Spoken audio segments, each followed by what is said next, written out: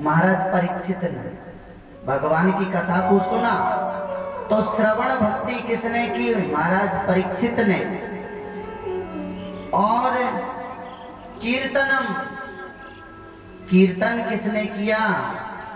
सुखदेव जी महाराज ने। और स्मरण भक्ति बोले प्रहलाद जी ने।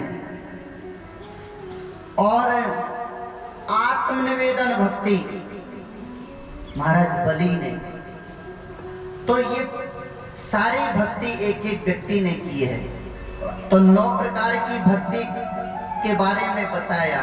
बोले पिताजी सर्वप्रथम हमको संतों का संग करना चाहिए, यही हमारी प्रथम भक्ति है। बाबा लिखते हैं ना, प्रथम भगति कर संतन संगा, प्रथम भगति कर संतन संगा, दूसरी रति मम कथा प्रसंगा, दूसरी रति मम कथा प्रसंगा। प्रथम भक्ति क्या है? बोले संतों का संग, भगवान की कथा, यही तो है। प्रहलाद जी ने जब ये वर्णन किया गया तो महाराज हिरण्याकश्यपु क्रोधित हो गया। अरे मूर्ख, तू हमको उपदेश करने लगा। संडामर्कों को डांटने लगे हिरण्याकश्यपु कि तुमको पता नहीं है, ऐसी शिक्षा देते हो, लगता है मेरा विष्णु का दूत यहाँ गुप्त रूप से रह रहा है और वो ही सारी चीज इसको बता रहा है, आपने ध्यान नहीं किया। संडामर कहने लगे महाराज हम इसको ना ऐसी शिक्षा देते हैं ना बताते हैं, ये तो महाराज पढ़ा पढ़ाया ही आया है। हिरण्याकश्यपु ने भेजा, ले जाओ उसको यहां से और इसको इतनी यातनाएं दो, ये मेरा बेटा नहीं है, इसको आप जहां ले जाओ वहां इसको मार दिया जाए। देखिए प्रहलाद पर हिरण्याकश्यपु ने कितना अत्याचार किया। बाबा सुखदेव जी ने एक श्लोक में लिखा है, बोले दिग्गजई सुकस्य अभी चारा विपात नहीं, मायावी संरोधस्य गर्दाने भोज नहीं। हिरण्याकश्यपु ने इतने अत्याचार किए। सर्वप्रथम हाथियों से कुचलवाया, दूसरा अभी चारा विपात नहीं, यानी कि भोजन में महाराज जहर दिया गया, पर्वतों से गिराया गया, अग्नि में जलाया गया। जितने भी थे सारे कार्य मारने के हिरण्याकश्यपु ने प्रहलाद के साथ में किए। लेकिन भगवान नारायण की कृपा जिस पर हो जाए उसका कोई कुछ नहीं कर सकता। प्रहलाद जी आए और पुनः गुरुकुल में। अब गुरुकुल में जब आए तो मैंने आपसे बादिन बताया कि मित्र प्रहलाद ही मानो। जीवन में हमको मित्र मिले तो प्रहलाद जी जैसा, क्योंकि देखो सुख में तो हमारे बहुत मित्र होते हैं और जब हमारे पास दुख की घड़ी आती है तो कोई मित्र साथ नहीं देता है। तो मित्र का व्यवहार जैसे प्रहलाद जी ने किया ऐसा होना चाहिए। मित्रों को आकर के और प्रहलाद जी ने ज्ञान दिया। क्या कहा? बोले मित्रों आप यहाँ मेरे सामने आकर के बैठो। तो जो मित्र थे कहने लगे भैया प्रहलाद हम आ तो जाएं, लेकिन जब तुम्हारे पिताजी को देखते हैं तो हमारा मन नहीं करता है। वो बहुत डांटते हैं। तो गुरुजी तो चले गए बाजार, पिताजी का डर था नहीं, और मित्रों को बुला करके और प्रहलाद जी ने समझाना प्रारंभ किया। बोले को मारा आचरित प्राज्ञो धर्मान भागवतानिह दुर्लभ मानुषं देहम जन्म तदप्य ध्रुवमदर्थयम्। मित्रों, पहले तो ये मनुष्य शरीर ही बड़ा दुर्लभ है, क्योंकि इस शरीर से ही हम उस परम पिता परमात्मा को जान सकते हैं, सुनिश्चित कर सकते हैं। सुख और दुख सारे देवाधीन हैं, क्योंकि हानि लाभ जीवन मरण यश अपजस विधिहार, ये 6 चीज विधाता के हाथ में होती। तो आप भगवान का भजन करो, क्योंकि गृहस्थ जीवन में कुछ समय तो बालपन से निकल जाता है, कुछ पढ़ाई में निकल जाता है, कुछ शादी विवाह के निकल जाते हैं, जिंदगी के भरण पोषण में निकल जाते हैं, तो फिर भजन करने का समय ही कहाँ रहता है। बहुत से कहते हैं महाराज बुढ़ापे में भजन करेंगे, जब जवानी में ही भजन नहीं होता है तो बुढ़ापा में कैसे होगा।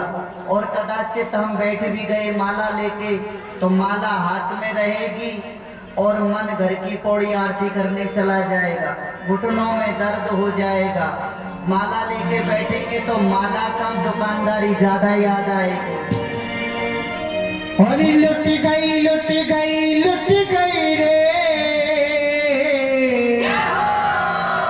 और जिंदगानी भजन में लुट गई रे, जिंदगानी भजन में लुट गई रे, जिंदगानी भजन में लुट गई रे, जिंदगानी भजन में लुट गई रे,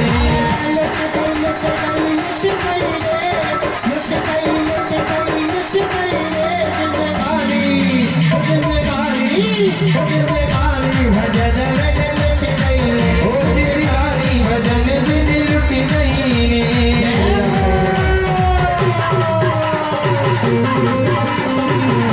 रे।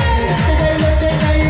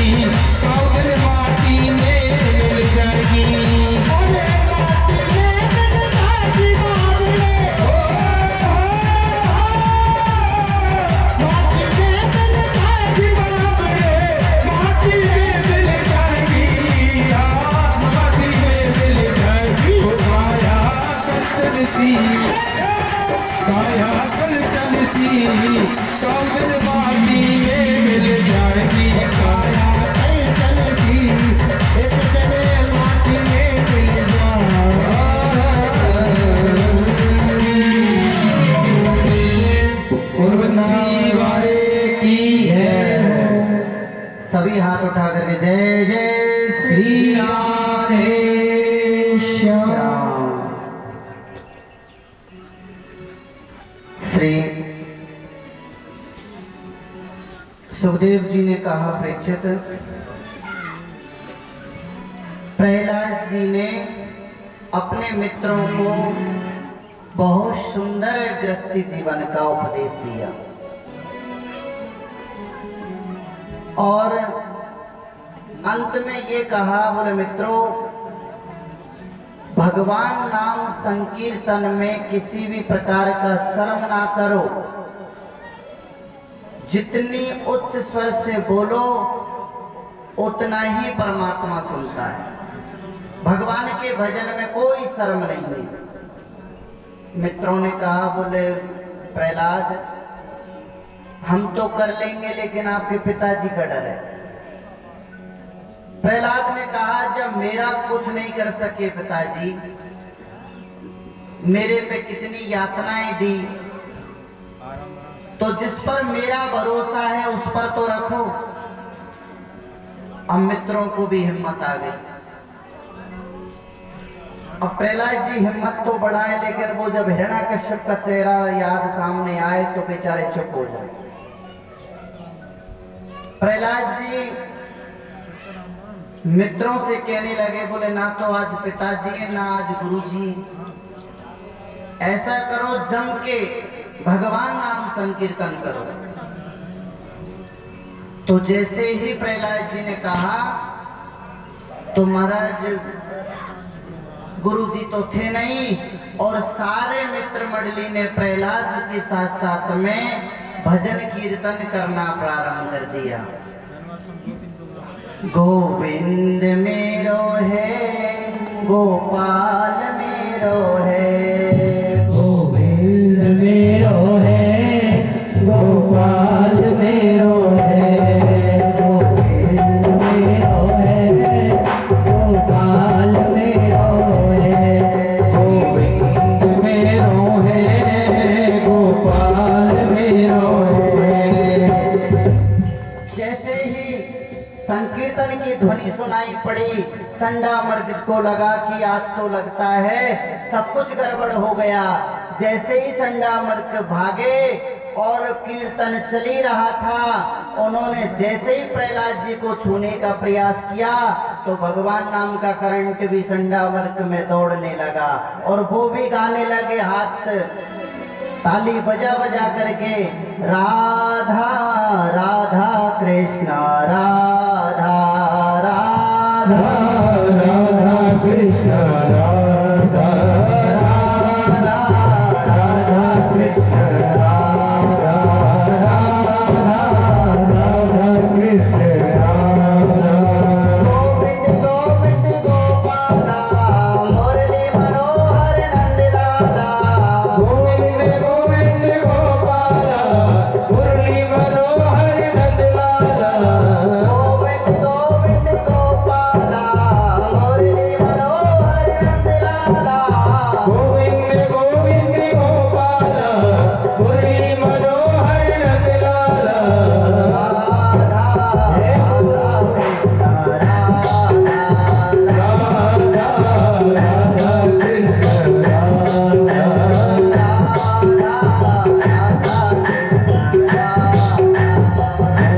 संकीर्तन की आवाज जैसे ही हिरण्याकश्यप के कान में पड़ी तो महाराज गदा लेकर के, तलवार लेकर के और गुरुकुल में प्रविष्ट किया। देखा कि मित्र मंडली, प्रहलाद, संडामर के सब गा रहे हैं और हिरण्याकश्यप ने भी देखा। जैसे ही प्रहलाद को छुआ तो महाराज भगवान नाम करंट हिरण्याकश्यप में भी दौड़ गया और हिरण्याकश्यप भी झूम झूम करके कीर्तन करने लगा। क्या? गोविंद मेरो है, गोपाल मेरो है, गोविंद मेरो है, गोपाल मेरो है, गोविंद मेरो है, गोपाल मेरो है। ओ श्री बांके बिहारी नंदलाल मेरो है, श्री बांके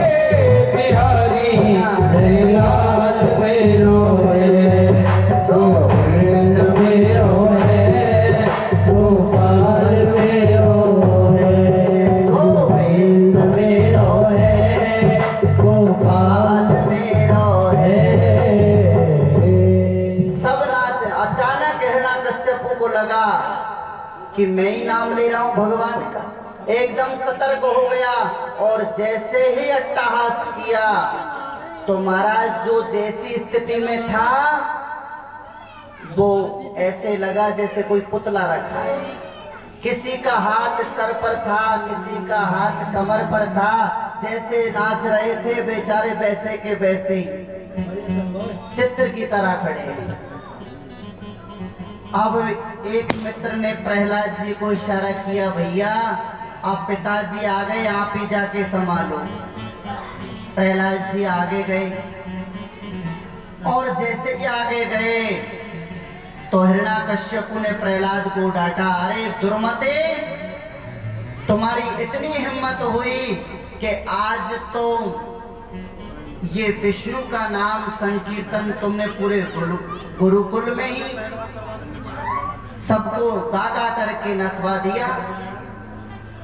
आज मुझे बता तेरा भगवान कहां पर है, तू किसके बल पर नाचता है। प्रहलाद जी ने कहा, बोले पिताजी मेरा जो भगवान है ना वो तो सबके बल प्रदान करने वाला है। बलादिक्याम बलम विधु, अरे वो तो मेरा प्रभु तो निर्मलों का बल है, सबलों का बल नहीं है। हमारे सूरदास जी ने पद गाया, देखेरी मैंने निर्बल के बलराम, सुनेरी मैंने निर्बल के बलराम। तो भगवान तो निर्मलों के बल हैं। कभी ये नहीं सुना कि पैसे वालों के बल पर हैं या बहुत बड़े शक्तिशाली के बल पर है, ऐसा नहीं है। भगवान किसके बल हैं? बोले निर्बलों के। जो परमात्मा को निर्मल बन करके पुकारता है परमात्मा उसी के ही है। जब कौरव और पांडवों के मध्य झगड़ा चल रहा था तो उसी समय द्रौपदी, जब पांडव जुए में हार गए थे तो द्रौपदी को भी दांव पे लगा दिया। सारा परिकर बैठा हुआ था, 5 पति बैठे हुए थे, धृतराष्ट्र बैठे हुए थे, भीष्म पितामह बैठे हुए थे, एक से एक बलशाली बैठे हुए थे, लेकिन द्रौपदी ने किसी को नहीं पुकारा। क्यों? क्योंकि इस समय मेरी केवल रक्षा करेंगे कौन? बोले गोविंद। गोविंद द्वारिका वासिन देव देव जगतपते। हे द्वारिका वासी मेरी रक्षा करो। अब भगवान ने सोचा कि द्रौपदी ने तो सीधा द्वारिका का नाम ले दिया, भाई पहले मुझे द्वारिका जाना पड़ेगा, जब आना पड़ेगा। तो भगवान ने द्रौपदी की रक्षा करी कब? जब निर्मल होकर के पुकारा। जब भगवान खुद देखते हैं और हम जब अपने बल और पराक्रम पर चलने लगते हैं तो भगवान सोचते हैं इसको मेरी आवश्यकता नहीं है, ये तो खुद के बल पर चला जा रहा है। जब जीव बिल्कुल निर्मल हो जाता है और जब कहता है कि प्रभु अब मैं कुछ नहीं हूं, जो कुछ है सब आप हैं, तब जाकर के परमात्मा सुनते हैं। और भगवान ही बलों को देने वाले हैं। रामचरितमानस में जब परशुराम जी का संवाद चल रहा था तो लक्ष्मण जी और परशुराम का संवाद था, तो लक्ष्मण जी देख रहे थे कि परशुराम बार बार फरसा चलाने की बात कर रहे थे कि बच नहीं पाओगे, लेकिन परशुराम जी को ये पता नहीं था कि ये साक्षात भगवान है। तो जब भी वो फरसा उठाने के लिए करते तो महाराज हाथ रुक जाते थे।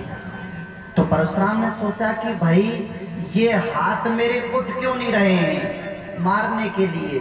तो लक्ष्मण जी बोल पड़े, बोले बाबा हाथों ने तो पहचान लिया लेकिन आप नहीं पहचान पाए कि ये कौन है, कौन है। तो विश्वास नहीं हुआ तो बोले जब तक धनुष पर प्रत्यंचा नहीं चढ़ाते थे तब तक हम नहीं मानेंगे। तो राम रमापति करधन लेहूं खेचूं मिटई मोर संदेहू, जब ये चाप चढ़ा देंगे तो मैं जान जाऊंगा। और धनुष चाप चढ़ाने की बात हुई थी लेकिन धनुष तो महाराज राम जी के हाथ में स्वयं उठ करके चला गया। तो ये बल कहां से भाई, वो तो निर्मल पड़ा था ना। तो कहने का मतलब ये है कि भगवान तो निर्मलों के बल हैं, अपने बल पर प्राणी चलता है, भगवान मदन नहीं करते, कोई दिक्कत नहीं, चलता रहे, लेकिन निर्मलों के बलराम हैं। तो यहाँ प्रहलाद जी कहते हैं पिताजी मेरे प्रभु तो निर्बलों के भी बलराम हैं। बोले कहाँ हैं? प्रहलाद जी ने कहा, बोले कहाँ नहीं है, जहां मेरे प्रभु को ढूंढोगे अणु अणु कणु कणु परमाणु में सब वही तो व्याप्त है। तुलसीदास जी महाराज भी लिखते हैं हरि व्यापक सर्वत्र समाना, हरि व्यापक सर्वत्र समाना, मैं प्रगट में जाना, प्रगट होए में जाना। भगवान को जहां प्रेम से पुकारे परमात्मा वहीं से ही प्रकट हो जाता है। लेकिन आगे क्या लिखा है? बोले प्रेम ते प्रकट, हमारा कहाँ प्रेम पुष्ट हो जाए परमात्मा वहीं से प्रकट हो जाते। प्रहलाद जी का प्रेम एक खंबे में प्रकट हुआ था, तो भगवान को खंबे से ही प्रकट होना पड़ा। जहां प्रहलाद जी का प्रेम पुष्ट हो गया यहाँ वहां सब में वही तो है। तो हिरण्याकश्यपु ने कहा क्या इस खंबे में भी है? बोले पिताजी कैसी बात करते हैं, वो सर्वत्र है तो क्या इस खंबे में नहीं होगा? तो हिरण्याकश्यपु को क्रोध आया और गदा लेकर के खंभ में प्रहार किया। तो यहाँ बाबा लिखते हैं बोले गड़गड़ गड़गड़ायो खंभ फाट्यो, चर चरायो निकस्यो नर नाहर को, रूप अति भयानक है, गड़गड़ गड़ावे दसन जीव लब लपावे, चितपत सरोज मानो अंग जात खानो है। महाराज विकराल देही नरसिंह भगवान की, और खम्मे से नरसिंह भगवान का प्रादुर्भाव हुआ। बोले नरसिंह भगवान की जय हो।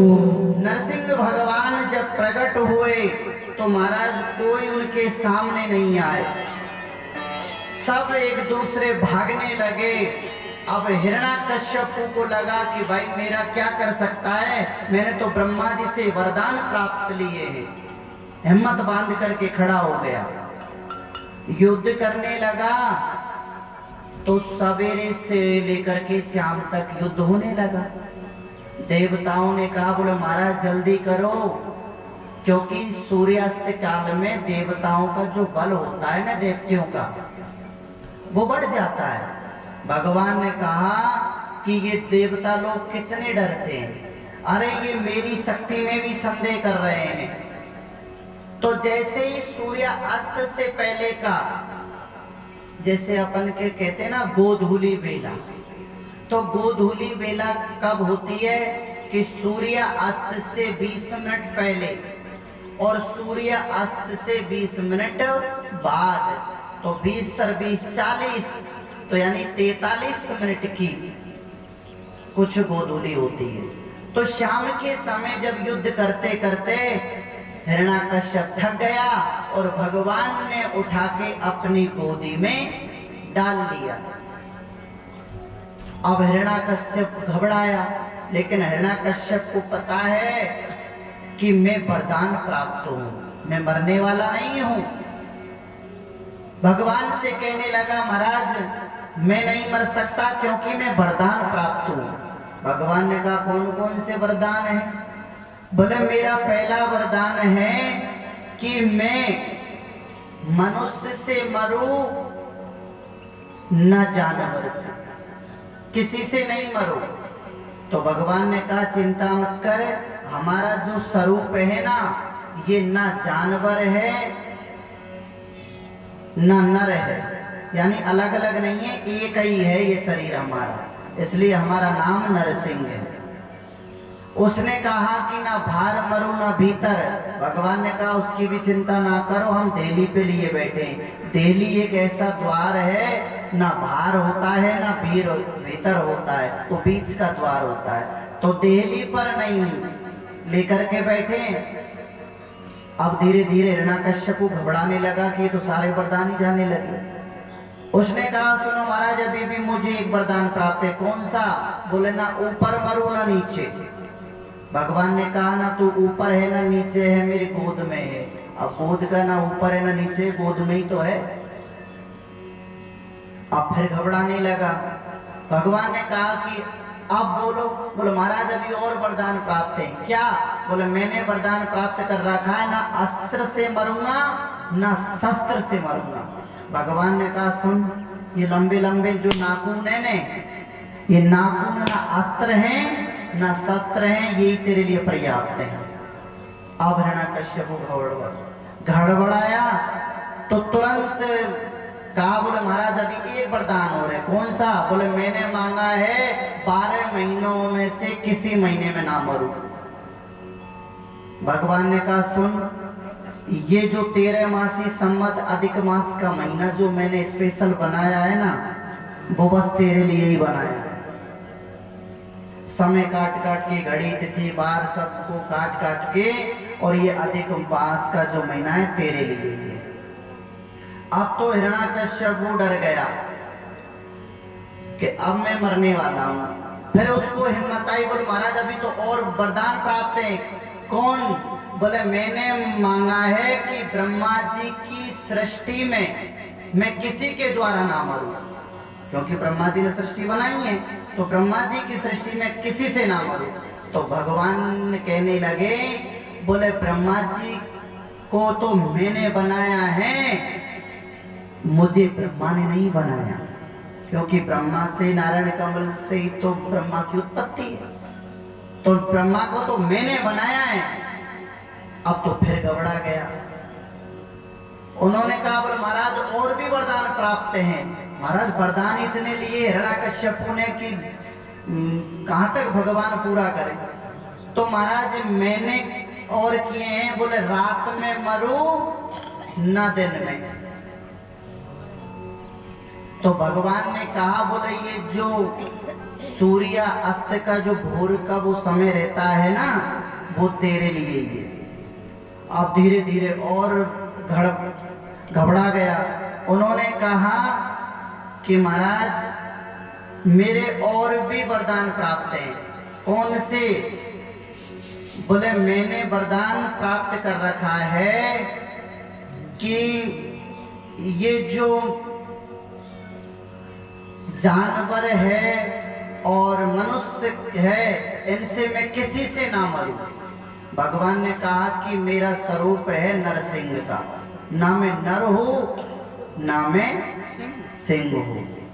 बोले नरसिंह भगवान की। और भगवान ने हिरण्याकश्यप के सारे वरदानों पर पानी फेर करके बोले, अब ये नाखून देख रहे हो, और महाराज नाखूनों के विदीर्ण पेट में मारा और नाखूनों से ही हिरण्याकश्यप का अंत किया।